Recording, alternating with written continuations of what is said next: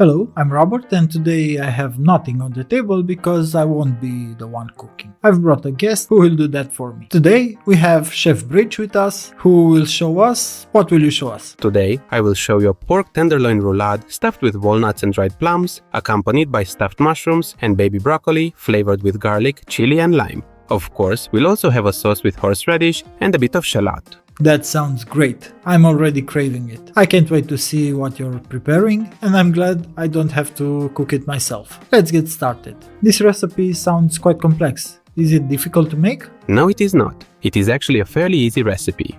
I've designed it so that people at home can easily make it too. The first step is to clean the broccoli. We'll remove the dry bottom part to give it a nice look on our plate. We'll blanch the broccoli, meaning we'll toss it into boiling water for about 2 minutes. I added a bit of salt and sugar in the water to enhance the flavor. After 2 minutes, we take it out and put it into ice water to stop the cooking process. After it cools down, we transfer it to another bowl to use it later on our plate. Next, we move to the meat. It's very important to pat it dry before trimming and cooking to remove any excess liquid from the surface. This is a tenderized pork tenderloin from Selgros. We'll trim the meat, and the tip I can give you is to never wash it because you risk contaminating your kitchen. We need to remove the silver skin from the tenderloin because it will make the meat dry and less juicy during cooking. We'll also remove the thin ends to give it a neat appearance. We'll make a cut in the middle, but not all the way through, so we can stuff the tenderloin. This is how the pork tenderloin should look. It's ready to be stuffed and wrapped in bacon. I've prepared a paste from dried plums and walnuts, which I'll now use to stuff the tenderloin. It's a 1:1 ratio of walnuts and dried plums with a little bit of water, all blended together. On a sheet of plastic wrap, I've laid out the bacon, which will act as a mantle for our pork tenderloin.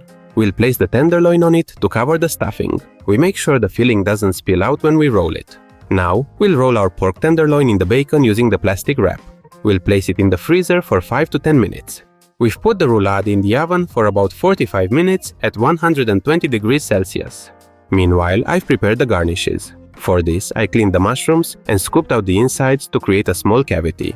I chopped 4 or 5 shallots and 2 bell peppers, which I sautéed in oil with a bit of butter. Near the end, I added the olives, transferred everything into a bowl, and mixed in grated cheddar until it became a homogeneous mixture. With this stuffing, we fill the mushrooms, topping them with an additional layer of grated cheddar. This is how they should look. While the mushrooms are in the oven at 160 degrees Celsius for about 7 minutes, we'll caramelize our roulade. After letting it rest for a few minutes, we've plated everything, and this is the final result. For more recipes like this, don't forget to like, subscribe to my channel, and follow me on Instagram where I share plenty of useful tips.